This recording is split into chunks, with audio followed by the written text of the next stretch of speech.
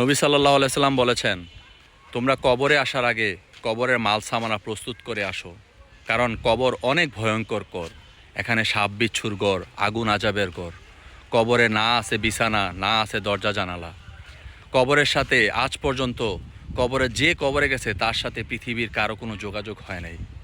এমন একটা কবর যেখানে এত টেকনোলজি, এত উন্নত দেশ আমেরিকার সাথে সেকেন্ডের মধ্যে আমরা যোগাযোগ করতে পারি, কিন্তু ঘরের পাশে কবরস্থান, তার সাথে কিন্তু আমরা যোগাযোগ করতে পারি না। কবরে শুয়ে আছে এক সময়ের বিখ্যাত বড় বড় ব্যবসায়ীরা, এমপি, মন্ত্রী, আমলা, সরকারি উকিল, ব্যারিস্টার, জজ, শিক্ষক, ছাত্র, অনেক মানুষ শুয়ে আছে।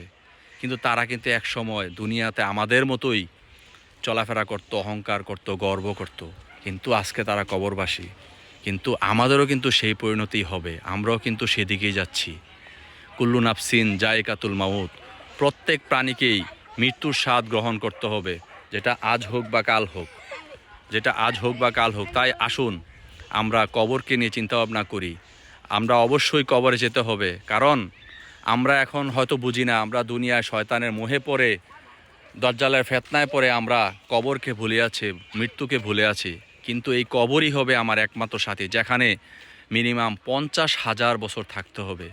এই বারজাকের জীবনে, এই পরকালে কবরই হবে একমাত্র আমার শেষ আশ্রয়স্থল, শেষ জায়গা।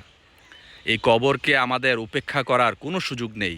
কবর আমাদেরকে প্রতিদিন ডাকছে, দৈনিক 70 বার কবর ডাকছে, আমি কবর অনেক ভয়ঙ্কর ঘর, সাপ বিচ্ছুর ঘর, আগুন আজাবের ঘর।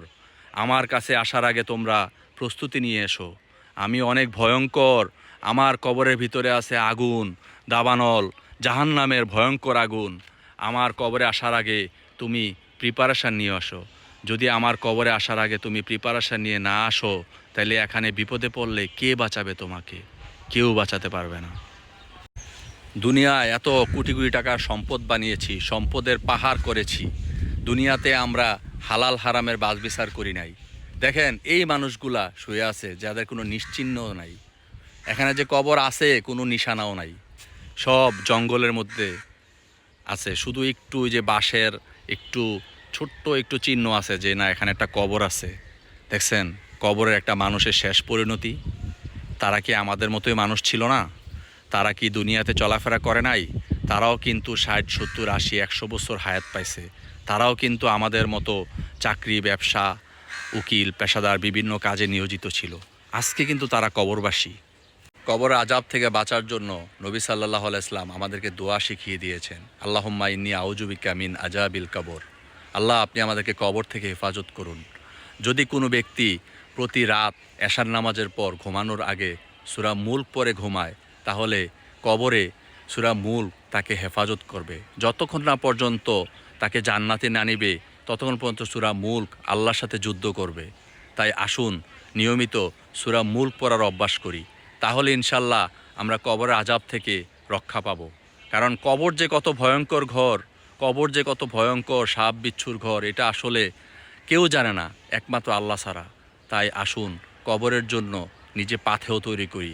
এখানে আমাদের যেতেই হবে। দুনিয়াতে যত কিছু করি, বাড়ি গাড়ি, অট্টালিকা, বুর্জ খলিফায় থাকি, ঘুমাই, নিউ ইয়র্কে থাকি, বা বেগমপাড়া কানাডায় ফ্ল্যাট আছে, মালয়েশিয়া, ইন্দোনেশিয়া, সিঙ্গাপুরে, যত জায়গায় যত কিছু ব্যবসা বাণিজ্য থাকুক, এই কবরে সাড়ে 3 হাত মাটির নিচে আমাদেরকে যেতেই হবে। কোনো উপায় নাই, যেতেই হবে। এখন পর্যন্ত পৃথিবীর কোনো মানুষ রাজাবাসা বলতে পারে নাই যে আমি মরবো না, আমি কবরে যাব না। সবাইকে যেতে হবে কবরে। তাই আসুন, যেহেতু ওই জায়গায় যেতেই হবে, ওই জায়গার জন্য নিজেকে প্রস্তুত করি। আমরা আমাদের দৈনন্দিন সকল কাজের ফাঁকে ফাঁকে 5 ওয়াক্ত নামাজকে ঠিক রাখি, কবরের জন্য আমল করি, কবরের জন্য ফিকির করি, কবরের জন্য একটু চেষ্টা করি, হালাল খাবার খাওয়ার চেষ্টা করি, মানুষের সাথে ভালো ব্যবহার করি, আল্লাহর সাথে ভালো ব্যবহার করি, আল্লাহর সাথে কখনো জুলুম না করি, নিজের উপর কখনো জুলুম না করি। আসুন যার যার অবস্থান থেকে আমরা আল্লাহমুখী হই, কবরকে ফিকির করি, কারণ এই কবরই হবে আমার একমাত্র সঙ্গী। সবাইকে অনেক অনেক ধন্যবাদ। শুধুমাত্র ইসলাম ভিডিও প্রচারের স্বার্থে ভিডিওটা সবাই শেয়ার করবেন। ধন্যবাদ সবাইকে। আসসালামু আলাইকুম।